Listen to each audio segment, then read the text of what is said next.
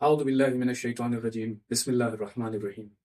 آپ سبھی سامعین حضرات کا خیر مقدم کرتے ہیں۔ اس پروگرام میں ضامن میڈیا اسٹوڈیو میں ہم موجود ہیں شب 4 محرم کو، اور ہم جو آج مباحثہ کرنا چاہتے ہیں وہ ہے ایک بہت ہی فراموش شدہ موضوع، جو امت مسلمہ نے تقریباً اس موضوع کو فراموش ہی کر دیا ہے۔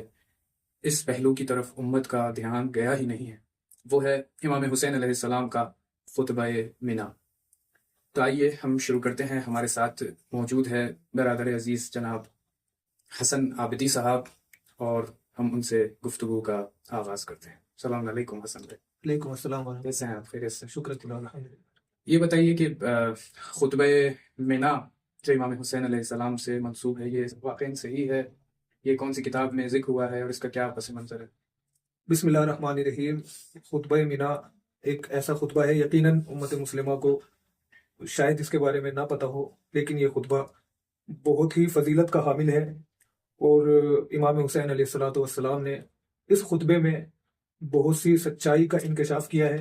امام حسین علیہ السلام نے، اور آپ نے اس کی سند کے بارے میں فرمایا ہے، بہرحال ہمارے علماء سے اس کی سند وارد ہوئی ہے، دیگر کتابوں میں، بہت سی کتابوں میں وارد ہوئی ہے۔ اور یہ خطبہ مینا امام حسین علیہ السلام نے تقریباً کربلا سے 2 سال پہلے ارشاد فرمایا مینا کے میدان میں امام حسین علیہ السلام نے اس خطبے کو ارشاد فرمایا، اس لیے اس خطبے کو خطبہ مینا کہا گیا۔ اور بہرحال علماء نے، خود امام علیہ السلام نے اس خطبے کو 3 حصوں میں ارشاد فرمایا، جس کا پہلا حصہ جو خطبے میں بیان کیا جاتا ہے وہ یہ ہے کہ امام نے اس خطبے کے ذریعے سب سے پہلے اپنی اہل بیت اور اپنی فضیلت کو بیان کیا ہے۔ اور مزے کی بات یہ ہے کہ یہ خطبہ امام حسین علیہ السلام نے تقریباً 200 صحابہ کے درمیان اور 800 تابعین کے درمیان میں ارشاد فرمایا۔ اور صحابہ بھی ایسے کہ جو رسول گرامی صلی اللہ علیہ وسلم کے زمانے میں بڑے بڑے صحابہ موجود تھے، ان کی موجودگی میں مینا کے میدان میں امام علیہ السلام نے اس خطبے کو ارشاد فرمایا۔ پہلا اس خطبے کا بخش جو ہے وہ یہ ہے کہ پہلے امام علیہ السلام نے اپنا اور اپنے خاندان کا تعارف اور فضیلت کو بیان کیا، قرآن مجید سے اور پیغمبر صلی اللہ علیہ وسلم کی حدیث سے۔ دوسرا بخش جو آتا ہے اس کا، خطبے کا دوسرا حصہ جو بیان کیا جاتا ہے، دوسرے حصے میں امام حسین علیہ السلام نے اس خطبے میں امر بالمعروف و نہی از منکر کو بیان کیا، کیونکہ زمانہ ایسا پرآشوب زمانہ تھا، ظاہراً معاویہ کا زمانہ تھا، اور دین کو لوگوں کے سامنے اس طرح پیش کیا جا رہا تھا جس طرح سے رسول اکرم صلی اللہ علیہ وسلم دین کو مسلمانوں کے درمیان میں چھوڑ کر گئے تھے۔ دین کا نقشہ معاویہ نے بگاڑا ہوا تھا۔ اس زمانے میں امام حسین علیہ السلام نے یہ خطبہ ارشاد فرمایا، اور اس کا دوسرا بخش امر بالمعروف و نہی از منکر۔ تیسرا بخش اس کا امام حسین علیہ السلام نے علماء سے خطاب کرتے ہوئے فرمایا، علماء سے خطاب کرتے ہوئے فرمایا، امت کے علماء سے امام نے خطاب کرتے ہوئے فرمایا۔ علماء سے امام کیوں خطاب کر رہے ہیں؟ سوال آ سکتا ہے ذہن میں انسان کے، کیونکہ یہ خطبہ بہت، آپ سے میں نے بتایا کہ خطبہ بہت فضیلت کا حامل ہے، اور یہ تینوں بخش فضیلت کے حامل ہیں۔ سب سے پہلے، اور اس زمانے میں، معاویہ کے زمانے میں، ان تینوں بخش کو بلایا جا رہا تھا۔ سب سے پہلا بخش اہل بیت علیہ السلام کی فضیلت کا مقام۔ معاویہ کا ہر منبر سے امام علیہ السلام کے اجداد پر، جد پر سب و لعن کرنا، تو اہل بیت کو بلانا بھی، اور اہل بیت علیہ السلام پر سب و لعن کرنا۔ تو امام نے سب سے پہلا خطبہ میں بخش کیا چنا؟ اپنی فضیلت، اور وہ بھی قرآن مجید سے۔ سب سے جالب بات یہ ہے کہ امام حسین علیہ السلام نے ایسے مقام پہ یہ خطبہ دیا ہے جہاں ساری امت جمع ہوتی ہے، یعنی شام سے جتنے بھی مسلمان تھے حج کے موقع پہ جمع ہوتے تھے، اور واقعاً امام علیہ السلام نے وہاں پہ جو ہے امام نے خطبہ دیا۔ یہ پہلا بخش امام نے اپنے لیے، اپنے خاندان کے لیے، اہل بیت علیہ السلام کے لیے۔ دوسرا بخش امر بالمعروف کہنے میں آسان لگتا ہے انسان کو، امر بالمعروف ہم کہتے ہیں اور گزر جاتے ہیں۔ آپ دیکھیے، اگر معاشرے میں امر بالمعروف نہیں ہوگا، اگر معاشرے فساد ہو جائے، ہر برائی کی جڑ امر بالمعروف و نہی از منکر سے شروع ہوتی ہے۔ اگر انسان اس کو انجام نہیں دے گا، فراموش کر دے گا تو زمانہ فساد میں مبتلا ہو جائے گا۔ تیسرا اہم، جو اس زمانے کے لیے بہت زیادہ سختی سے اہم ہے وہ امام علیہ السلام نے تیسرے بخش میں علماء سے خطاب کیا ہے، علماء کو ان کی ذمہ داریوں کا بتایا ہے کہ کس طرح وہ ظالم حکومتوں کے سامنے، ظالم انسانوں کے سامنے، ظالم بادشاہوں کے سامنے کس طرح استقامت کے ساتھ کھڑے رہے۔ یہ امام وظیفے بتا رہے ہیں۔ واقعاً بہت اہم نقطہ ہے۔ سب سے خاص ایک اور بات کی طرف اشارہ کروں، وہ یہ ہے کہ لوگ جو ہے مطرح کرتے ہیں ایک اشکال، کہتے ہیں کہ امام حسین علیہ السلام جنگ طلب انسان تھے، ان کا مزاج جنگجو تھا، لیکن امام حسن مجتبیٰ علیہ السلام صلح طلب انسان تھے، پیس ٹاکس جو آج کل کہتے ہیں، یعنی وہ بس صلح کرنے کے مزاج والے تھے۔ یہ ایک بہت بڑا اشکال ہے جو دیگر مکاتب فکر کی طرف سے ہمارے پاس آتا ہے، لیکن جیسا کہ اساتذہ نے ہماری خود کتابوں میں اور تاریخ کا بھی اگر مشاہدہ کریں تو اس خطبے سے ایک پوائنٹ جو وہ لوگ اشکال کرتے ہیں اس کا جواب بھی ملتا ہے کہ جو یہ کہتے تھے کہ امام حسین علیہ السلام جنگ طلب انسان ہیں، تو امام حسن مجتبیٰ علیہ السلام کی وفات کے بعد، شہادت کے بعد، در واقع امام کی شہادت ہوئی، امام کو زہر دے کے شہید کیا، ان کی شہادت کے بعد ایک عرصہ گزرا ہے، کچھ سالوں کا، تقریباً ایک ڈیکیڈ کا عرصہ گزرا ہے، اور اس بڑے عرصے میں، اس چند سالوں میں امام حسین علیہ السلام نے جنگ تو نہیں کی، جنگ تو ہوئی 61 ہجری میں۔ امام حسن مجتبیٰ علیہ السلام کی جو شہادت ہوئی وہ تقریباً جو ہے 50 ہجری کے آس پاس ہوئی، 55 یہ رینج کے درمیان ہوئی، دقیق میرے پاس تاریخ نہیں ہے لیکن یہی ہے، انہی ایام کے درمیان ہوئی ہے۔ اور اس کے بعد سے شروع ہوتا ہے امام حسین علیہ السلام کی امامت کا زمانہ۔ امام حسین علیہ السلام کی امامت کے دور میں امام وہی صلح پہ باقی رہتے ہیں جب تک معاویہ زندہ تھا۔ معاویہ کب زندہ تھا، کب تک زندہ تھا؟ سن 60 ہجری سے 1 یا 2 سال پہلے، 2 سال پہلے، وہ تو خطبہ منا، وہ خطبہ منا جب امام حسین علیہ السلام نے یہ خطبہ دیا اس ٹائم معاویہ زندہ تھا۔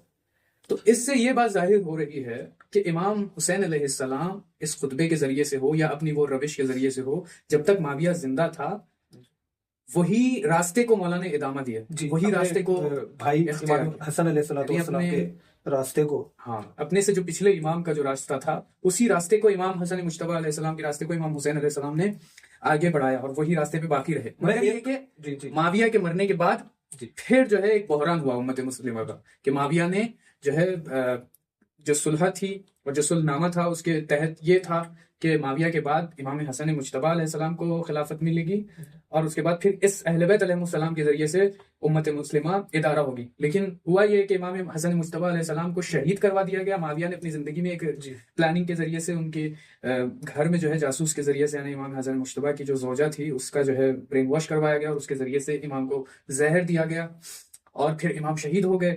تو جب یہاں سے امام حسن مجتبیٰ علیہ السلام شہید ہوئے تو اس کے کچھ سال بعد معاویہ جب مرتا ہے، معاویہ مرنے سے پہلے یزید کو یہ کہتا ہے کہ تم کو جو ہے حکومت اگر کرنی ہے تو سب سے پہلے تمہاری توجہ ابا عبداللہ حسین سے ہٹنی نہیں چاہیے، کیونکہ یہ بہت خطرناک ہے، اگر ان کے مقابلے میں اگر آؤ گے اور ان کو اگر تم نے وقت دے دیا اور امت ان کی باتیں سننے لگی تو سمجھو تمہارا تختہ پلٹ جائے گا۔ بہرحال بتانا یہ چاہ رہا ہوں کہ معاویہ نے کس طرح سے چاپلوسی کر کے یہ سب کام کی۔ ہوا یہ کہ امام حسین علیہ السلام کے اوپر جو اشکال کرتے ہیں وہ اشکال یہیں پہ ختم ہوتا ہے۔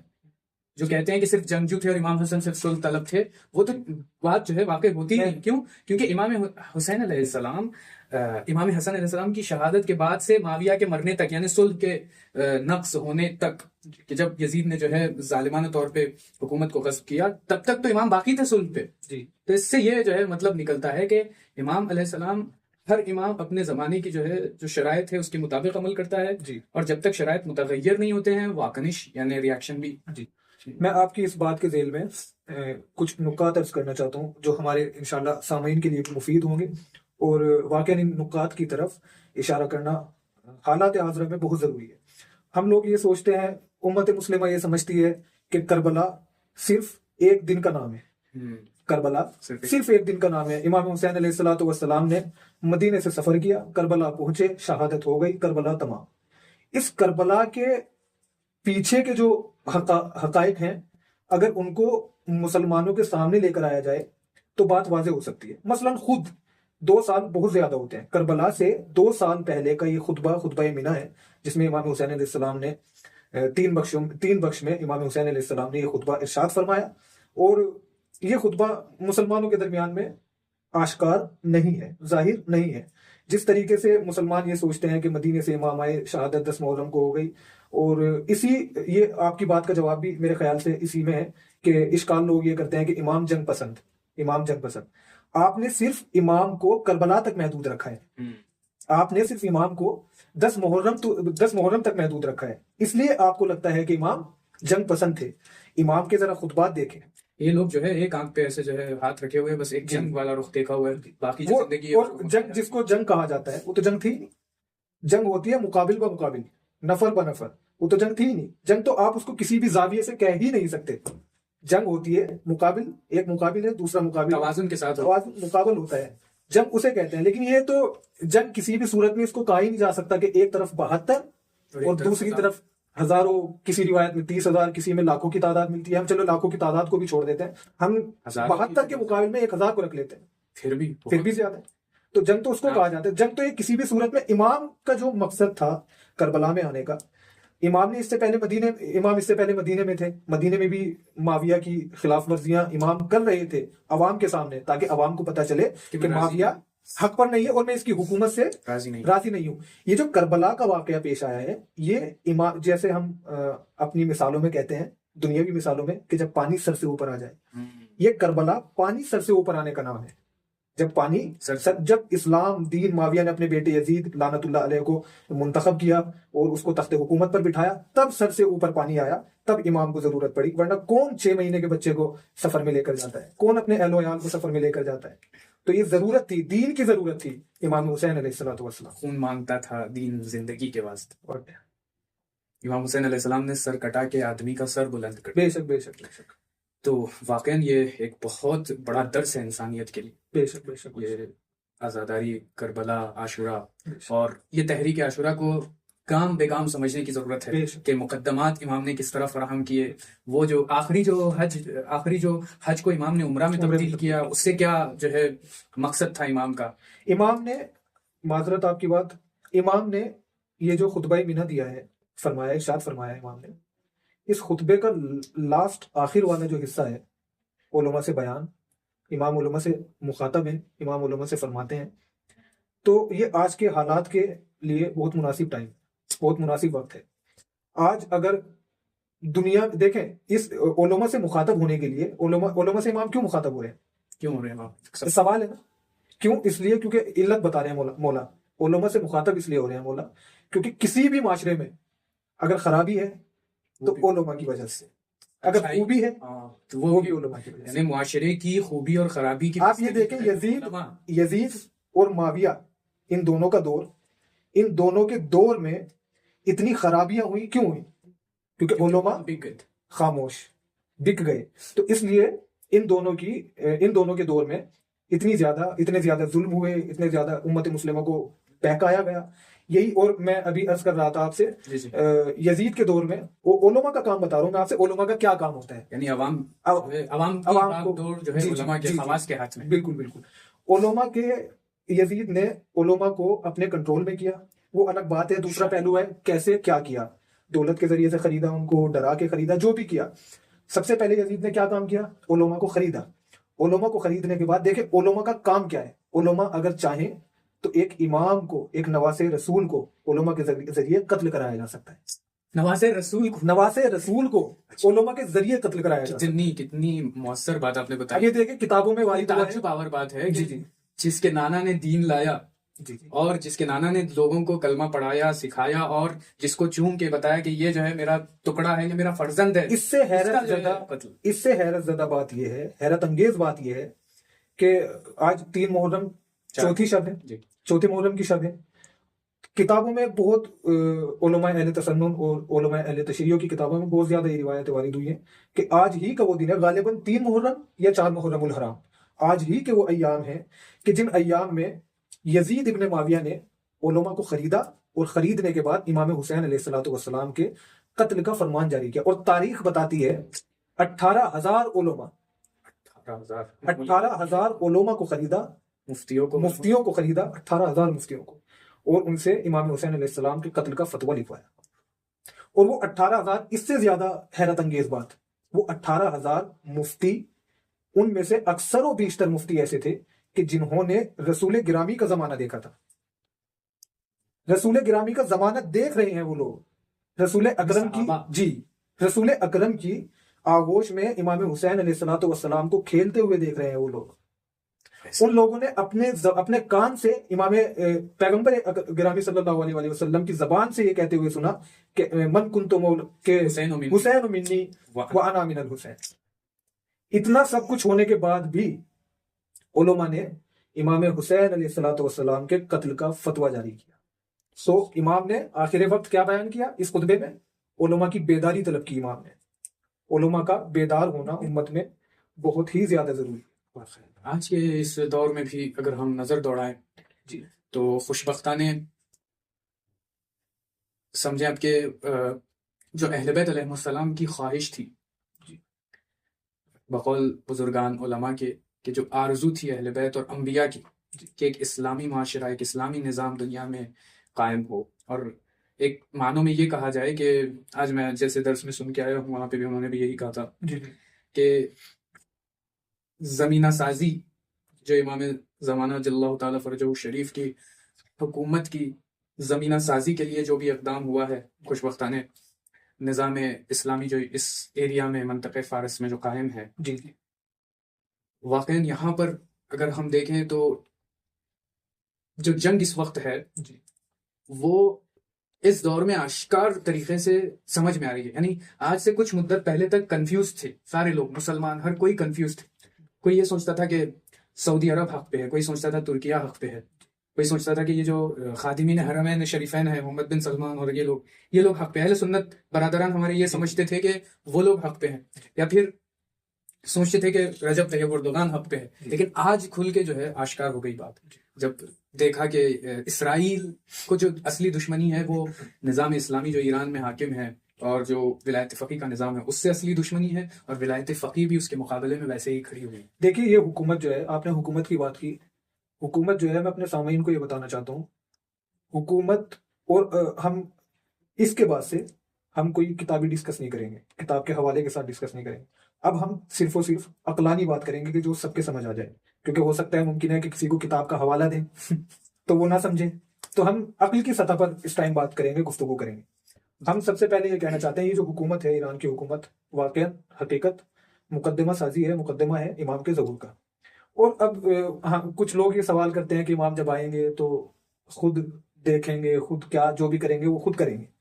اب دل پہ ہاتھ رکھ کے انسان یہ بتائے ذرا کہ امام جب آئیں گے، اور اگر ہم شیعہ اہل بیت علیہ السلام یا پوری امت مسلمہ جو امام علی مقام کے معتقد ہیں، منتظر ہیں، معتقد ہیں، وہ جب امام آئیں گے کیا وہ امام ان لوگوں سے، مسلمان سے کیا یہ سوال نہیں کریں گے کہ آپ صدیوں صدیوں میرے منتظر تھے، آپ نے میری آمد کے لیے کیا کیا؟ سوال ہوگا یا نہیں ہوگا؟ یا امام، یا ہم کوئی اقدام امام کے لیے کر رہے ہیں، حکومت بنا رہے ہیں.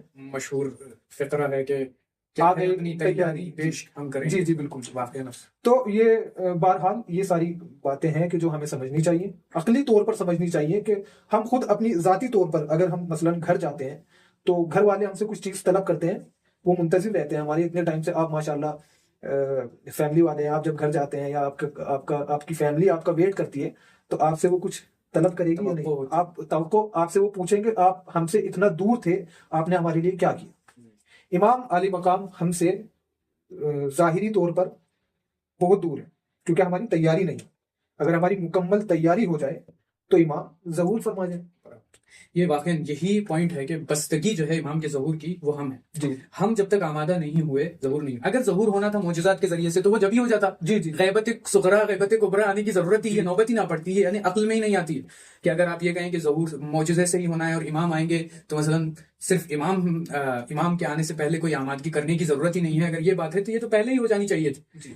اب اتنے سال گزر گئے اور اب تک ظہور نہیں ہو رہا ہے تو اس کا مطلب یہ ہے کہ ذمہ داری ہماری ہے. ہمارے برادر عزیز ایک استاد نے اس موضوع کو بہت ہی اچھی مثال کے ذریعے سے کہا ہے کہ خداوند عالم نے ائمہ علیہ السلام جیسی نعمتیں امت کے حوالے کی. رسول خدا صلی اللہ علیہ وآلہ وسلم کو امت کے حوالے کیا، جی امت نے قدردانی نہیں کی. جی امام علی کو حوالے کیا، قدردانی نہیں کی. جناب زہرا سلام اللہ علیہ کی قدردانی. علیہ الصلوۃ والسلام. امام حسن علیہ السلام، امام حسین علیہ السلام لے کے آئے، امام رضا علیہ السلام، پھر امام عسکری علیہ السلام. یہ سارے جتنے 11 ائمہ علیہ السلام یعنی 13 معصومین علیہ السلام ہیں، ان کی قدردانی امت نے نہیں کی، ان کو تنہا چھوڑ دیا، اور امت کے پاس یہ احساس اور ذمہ داری نہیں آئی.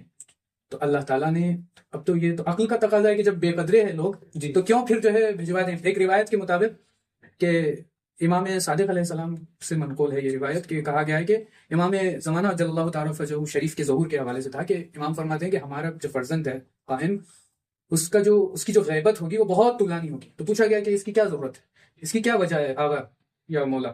تو امام علیہ السلام نے اس کے جواب میں یہ فرمایا کہ اس کی وجہ یہ ہے کہ غیبت کا طولانی ہونے کا مطلب یہ ہے کہ امت آمادہ نہیں ہے. جس دن امت آمادہ ہوگی، کیونکہ اگر خداوند عالم غیبت طولانی نہ کرتا اور ویسے ہی امام کو جیسے باقی ائمہ علیہ السلام کو لوگوں کے درمیان میں بھیجا، ویسے ہی امام زمانہ جل اللہ تعالیٰ فرجہ شریف کو بھیجتا، تو امام کے بقول امام فرماتے ہیں کہ لوگ ان کا قتل کرتے، امت ان کی قدردانی نہیں کرتی اور ظالمین ان کا قتل کرتے. جی اسی لیے آج جو ہے یہ زمینہ سازی ہو رہی، اور اتنا جو ہے امتحانوں سے جو امت کو گزارا جا رہا ہے، یہ خداوند عالم کے جو امتحانات ہے غیبت کبریٰ، آج امت ایک بہت ہی حساس موقع پہ آج کے جو علماء ہیں وہ بھی واقعاً وظیفہ شناس ہیں، واقعاً یعنی جان فدا ہو ایسے ہمارے علماء پر جنہوں نے وظیفہ شناسی کی، چاہے وہ شیعہ ہو یا سنی ہو، جنہوں نے بھی آج کے دور میں ولی فقیہ کے دفاع میں قلم کے ذریعے سے ہو، زبان کے ذریعے سے ہو بات کی ہے. جیسا کہ خود جب یہ ملعون ٹرمپ نے کہا تھا کہ ہمارے ٹارگٹ اور ہمارے جو ہے ریڈار پر رہبر معظم ہیں، ہم چاہیں تو ان کو بھی جو ہے اپنے راستے سے ہٹائیں اور ان ظالمانہ اقدام کے تحت، تو سب سے پہلے جس مرجع نے ریاکشن دیا اور سخت الفاظ میں مذمت کی ہے، یعنی لوگ یہ سوچ رہے تھے اب تک، یہ جو اہل سنت اور شیعوں میں بھی یہ سمجھ میں آ رہا تھا کہ شیعہ یہ سوچ رہے تھے کہ نجف اور قم کے حالات صحیح نہیں ہیں، آپس میں ان کے تعلق صحیح نہیں ہے، ان کے بڑے ایک دوسرے کے بارے میں کچھ نہیں کرتے، ان کے بڑے ایک دوسرے سے ملتے نہیں. آپ وہ دیکھا آپ نے کہ قم کی سب سے بڑی علمی شخصیت آیت اللہ جوادی عملی تشریف لے جاتے ہیں نجف، چند مدت پہلے آپ نے دیکھا کس طرح آغا سیستانی حفظ اللہ نے ان کا استقبال کیا. پورے علماء نجف نے آقا کا بڑی عظیم الشان استقبال کیا نجف. یہ قم کی عظیم ہستی استاد، سارے کئی جو ہے بڑی بڑی شخصیات کے استاد جب وہاں جاتے ہیں تو علماء نے وہاں استقبال کیا. یہ خود ایک جو ہے ہمبستگی. اور ہمارا سب سے بڑا مسئلہ یہ بھی ہے کربلا کے بعد سے نہیں، اول اسلام سے اہل بیت علیہ السلام کو ہر وہ ماننے والا جو اہل بیت علیہ السلام کو مانتا ہے، ہمارے یہاں معیار باؤنڈریز نہیں ہے. ہمارے یہاں باؤنڈریز معیار نہیں ہے کہ ایک شخص افریقہ کا ہے یا خود امریکہ کا ہے یا ہندوستان، پاکستان، بنگلہ دیش، عراق، جو کہیں کا بھی ہو. امام حسین علیہ الصلوۃ والسلام نے ہمیں کربلا کے بعد سے ایک ایسا پلیٹ فارم دیا ہے کہ پوری دنیا کا شیعہ، پوری دنیا میں جہاں بھی انسانیت ہوگی، نہ فقط شیعہ، ہر وہ شخص کے جو انسان ہے، انسانیت کو مانتا ہے، انسانیت کو جانتا ہے، انسانیت کو پہچانتا ہے، وہ آپس میں متحد ہے. ان کے لیے نہ باؤنڈریز کی کوئی اہمیت ہے، نہ ان کے لیے کہ ہم اس باؤنڈری والے کا صرف احترام کریں گے، جو اس باؤنڈری کے پار ہوگا ہم اس کا احترام نہیں کریں گے. تو یہ بہترین مثال آپ نے دی ہے کہ آغا نجف اشرف تشریف لے گئے تھے اور آغا کا کیا استقبال کیا ہے. تو جی اس کے آگے جو ہے وہ بتانا چاہ رہا تھا کہ میں آغا سیستانی نے فوراً ریاکشن دیا ہے جب رہبر کے حوالے سے اس نے گستاخی کی ہے ٹرمپ نے، تو آغا سیستانی نے شدید الفاظ میں اس کی مذمت کی ہے، اور ان کا بیانیہ بھی بہت آج کل جو واٹس ایپ پہ بھی چل رہا ہے ان کے دفتر سے. آپ ہمارے سامعین کو آغا سیستانی حفظ اللہ کا وہ بیان سنا دیجیے تاکہ اس کے جو اہم نکات ہے. آغا نے غالباً 22 ذی الحج کو بیان 22 ذی الحج کو فرمایا کہ نجف اشرف کی اعلیٰ دینی مرجعیت نے ایران پر فوجی حملوں اور رہبر انقلاب کو دھمکیوں کی شدید مذمت کی، اور وارننگ بھی دی ہے. کہا ہے کہ ایسے مجرمانہ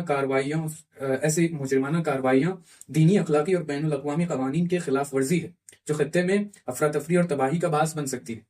اور پھر یہ بھی عالمی اداروں سے آغا نے اپیل کی ہے اور خاص طور پر اسلامی ممالک سے مطالبہ کیا کہ وہ اس ظالمانہ جنگ کو روکیں جو ایران اور اسرائیل کے درمیان چل رہی، اور ایران کے ایٹمی پروگرام کے لیے عادلانہ اور پرامن حل تلاش کریں. اور تازہ جو آیا ہے اس کے حوالے سے آپ آیت اللہ مکاری صاحب کا ابھی حفظ اللہ کا ابھی کچھ دیر پہلے ہم پڑھ رہے تھے، تقریباً 3-4 گھنٹے پہلے. وہ متن با متن تو میں نہیں پڑھ سکتا، لیکن اس کا خلاصہ میں آپ کو بتا سکتا ہوں. انہوں نے بہت پیارا پیغام دیا ہے امت مسلمہ کے لیے، نہ فقط شیعہ، امت مسلمہ کے لیے انہوں نے بہت خوبصورت پیغام دیا ہے. سب سے پہلا پیغام یہ جو امریکہ اور اسرائیل نے آغا رہبر اور بعض مراجعین بعض مجتہدین کو قتل کرنے کی دھمکی دی ہے. اس کے لیے آغا نے اپنی آفیشیل سائٹ پر جو حضرات مراجعہ کرنا چاہتے ہیں گوگل پہ بھی دیکھ سکتے ہیں, گوگل پہ وہ جی جی جی تو اس کا خلاصہ یہ ہے, متن یہ ہے, اس کا خلاصہ اس کا یہ ہے. سب سے پہلے جو ان لوگوں نے امریکہ اور اسرائیل نے آغا کو اور کچھ مراجعین کو دھمکی دی ہے, سب سے پہلے آغا کا جو ریئیکشن ہے وہ یہ ہے کہ امریکہ اور اسرائیل کی حکومت کے لیے ہر وہ کام جو ان کو فائدہ پہنچے یا ان کو تقویت دے کلن حرام ہے. محاربہ کا جو جی اس میں جی اس میں بیان کیا گیا ہے. اور دوسری بڑی بات آغا نے کیا فرمائی, آغا فرماتے ہیں کہ جو شخص امریکہ اور اسرائیل کی مخالفت کرتے ہوئے اس کو کوئی نقصان پہنچتا ہے یا وہ شہید ہو جاتا ہے, ہم اپنی زبان میں کہیں پہلے کہ اگر وہ مر جاتا ہے تو وہ درجے شہادت پر فائز ہوتا ہے. یہ کوئی عام چیز نہیں ہے, عام بات نہیں ہے, قابل توجہ ہے. آیت اللہ مکارم شیرازی فرماتے ہیں اگر ان لوگوں کی مخالفت کرتے ہوئے اس کو کوئی ضرر پہنچتا ہے تو راہ خدا میں وہ فی سبیل اللہ کا لفظ استعمال کیا ہے, فی سبیل اللہ. تو یہ ہمارے مجتہدین کے پیغامات ہیں کہ جو ہمارے مجتہدین نے آغا رہبر کی حمایت, اور صرف نہ آغا رہبر کی حمایت بلکہ دیگر مراجعین اکرام جن کو امریکہ اور اسرائیل کی طرف سے مسلسل دھمکیاں مل رہی تھی ان کے لیے یہ بیان جاری کیا ہے. اور آپ بھی مراجعہ کر سکتے ہیں. آیا ہے جی فرما رہے بسم اللہ الرحمن الرحیم, جو شخص یا حکومت اسلامی امت اور اس کی حاکمیت کو نقصان پہنچانے کے لیے رہبری یا مرجعیت کو دھمکی دے یا خدا نہ کرے اس پر حملہ کرے وہ محارب کے حکم میں, اور مسلمانوں یا اسلامی حکومتوں کی طرف سے اس کی کسی بھی قسم کی مدد یا تقویت حرام کلن حرام. بتائیے تمام مسلمانوں پر واجب ہے کہ وہ دنیا بھر میں ان دشمنوں کو اپنے قول اور عمل سے پشیمان کریں, اور اگر اس راہ میں کوئی تکلیف یا نقصان برداشت کریں تو انشاءاللہ انہیں مجاہد فی سبیل اللہ کا اجر حاصل ہو. اللہ تعالیٰ اسلامی معاشرے کو دشمنوں کے شر سے محفوظ فرمائے اور حضرت صاحب العصر والزمان رضی اللہ تعالیٰ فرجہ شریف کے ظہور میں تعجیل فرمائے. ایک اور جو بیان آیا ہے وہ آیت اللہ نوری ہمدانی کا. آیت اللہ نوری ہمدانی بھی حکم کی ایک بڑی شخصیت ہے, مرجع تقلید ہے. آپ نے فرمایا کہ جو شخص یا حکومت شیعہ مرجع تقلید کی توہین کرے یا انہیں دھمکی دے اس نے اسلام کے اصل کی توہین کی ہے. اللہ اکبر, اللہ اصل اسلام کی توہین کی ہے, یعنی اصل اسلام کی توہین, یعنی مرجعیت اور ولایت فقیہ جو ہے اصلی جو ہے. یعنی اس بیان سے آغا حمدانی کے حفظ اللہ کے اس بیان سے یہ بھی ثابت ہوتا ہے کہ مرجعیت کوئی عام عہدہ نہیں ہے, یعنی حاشیے والی چیز نہیں ہے, مرجعیت اصل اسلام ہے, اصل اسلام بیان, اصل ولایت ہے, اصل اسلام ولایت ہے احادیث سے. اور آج اس دور میں کہ غیبت کبرا ہے تو جانشین جو نائب امام ہے وہ وہاں پہ اس مقام پہ اس فرسٹ سرکل میں ہے. فرما رہے ہیں کہ اس نے اسلام کی توہین کی ہے اور اس شخص یا حکومت کا حکم محارب کا حکم ہے, اور جو کوئی اس کی مدد بھی کرے اس پر بھی یہی حکم جاری ہوگا, جو بھی اس کی مدد کرے. اللہ اکبر. آگے فرمایا آیت اللہ حسین نوری ہمدانی حفظہ اللہ نے کہ آج آیت اللہ العظمیٰ سید علی خامنہئی پوری طاقت اور شجاعت کے ساتھ امت اسلامیہ کی رہبری کر رہے ہیں, اور اس بات میں کوئی شک نہیں کہ ان کی حمایت واجب اور انہیں کمزور کرنے پر مبنی کوئی بھی اقدام حرام ہے, وہ بھی ایسے حالات میں کہ جب اسلام, قرآن اور اہل بیت علیہ السلام کے دشمن اسلام کے خلاف متحد ہو گئے. آپ نے دیکھا ہوگا کہ اسرائیل میں جنگ کے بعد ایک بہت بڑا پوسٹر بلڈنگ پہ لگا ہے جس میں ٹرمپ اور نتنیاہو بیچ میں ہے, اور اطراف میں عربی لیڈرز ہیں, یہ عربی لیڈرز ہیں, اور کہا جا رہا ہے کہ یہ ابراہیمی جو ہے اتحاد ہے. تو یہ جو ہے سارے شیاطین نام نہاد مسلمانوں کو انہوں نے جمع کر لیا ہے, اور کس کے خلاف یہ الائنس ہوئے ہیں؟ ابراہیمک الائنس کے نام سے. کس کے خلاف؟ تشیع کے خلاف, ولایت فقیہ کے خلاف, جبہہ مقاومت کے خلاف. تو آج سے زیادہ واضح پچھلے زمانے میں نہیں تھی جنگ, آج سے زیادہ حق اور باطل کی جو وضاحت ہے وہ پچھلے زمانے میں نہیں. آج اس دور میں بھی اگر کوئی یہ سوچتا ہے کہ مثلا ایک منٹ کے لیے بھی اگر سوچتا ہے تو واقعاً اس کی عقل کو جو ہے سلام کرنا چاہیے کہ کیا ہے بھائی, اس زمانے میں بھی تو کیوں نہیں سمجھ پا رہا کہ ایران جو ہے منافقت کر رہا ہے جو کہہ رہے ہیں آج کے دور میں. کیونکہ کئی لوگوں کا یہی اشکال ہوتا ہے کہ ایران امریکہ اندر سے ملے ہوئے, اگر اندر سے ملے ہوئے ہیں تو پھر امریکہ کھل کے ان کے کمانڈروں کو کیوں مارتا ہے؟ میں نے اس سے پہلے بھی کہا ہے کہ اگر ملے ہوئے ہیں تو ترکی ملا ہوا ہے, یہ جو باقی عرب ممالک ہیں یہ ملے ہوئے ہیں. اسی لیے کہ امریکہ, یہ لوگ اسرائیل کے خلاف اگر بیان بازی بھی کرتے ہیں تو اسرائیل ان کو کوئی دھمکی نہیں دیتا, تہدید نہیں کرتا, ان کے کوئی آفیشلز کو ٹارگٹ نہیں بناتا, لیکن ایران کے خلاف کرتا ہے, حزب اللہ کے خلاف کرتا ہے, یمن کے خلاف کرتا ہے. کیوں؟ حماس کے خلاف کرتا ہے. کیوں؟ اسی لیے کہ ان کو اصل جو مشکل ہے ان سے نہیں, ان کے بیانوں سے کیا ہونے والا, 1000 سال بیان دیتے ہیں. بہرحال ہم اپنے مباحثے کو انشاءاللہ پھر یہی تمام کرتے ہیں اور انشاءاللہ اس کا ادامہ دیں گے. بہرحال ہمارے مباحثے سے 2-3 نقطے سامنے آتے ہیں اپنے ناظرین جی جم بندی کے طور پہ اپنے سامعین کے سامنے، اپنے سامعین کے لیے میں یہ نکات بیان کرنا چاہتا ہوں. پہلا نقطہ سامعین کے لیے یہ ہے کہ ہم نے مباحثے میں خطبہ مینا کا ذکر کیا. آپ سے ریکویسٹ کی جاتی ہے جو لوگ یہ سوچتے ہیں کہ امام حسین علیہ الصلوۃ والسلام صرف کربلا کے میدان تک محدود ہیں، تو امام حسین علیہ السلام، آپ کو ضرورت ہے کہ امام حسین علیہ الصلوۃ والسلام کی زندگی کو کربلا سے پہلے پڑھیں. آپ کربلا کی زندگی امام حسین علیہ الصلوۃ والسلام کی سب جانتے ہیں، وہ ایک عروج کا جی جی. لیکن جو میں نے آپ سے میں نے فرمایا تھا، کہا تھا میں نے آپ سے کہ کربلا سر سے پانی اوپر آنے کا نام ہے. کربلا ایسے نہیں ہو گئی. کربلا کے بیک گراؤنڈ آپ دیکھیں کربلا کیوں ہوئی ہے. تو یہ کہنا کہ امام حسین علیہ السلام صرف جنگ کے لیے، پہلا نقطہ یہ غلط ہے. آپ خطبہ مینا کو پڑھیں، مفصل خطبہ ہے اور اس کو علماء نے بیان کیا ہے، دیگر کتب میں، بہت سی کتب میں بیان کیا ہے، اس کو پڑھیں. دوسرا نقطہ سب سے امام زمانہ عجل اللہ تعالیٰ فرجہ الشریف کے لیے کہ یہ کہہ دینا کہ صرف امام آئیں گے اتنا کافی ہے اور ہم ہاتھ پہ ہاتھ رکھ کے بیٹھے رہیں، کوئی تیاری نہ کریں، تو یہ کہنا درست طور پہ بھی درست نہیں ہے.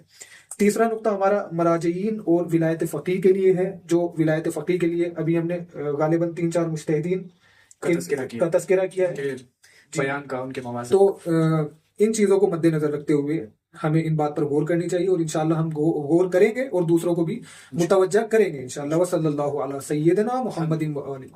السلام علیکم ورحمۃ اللہ.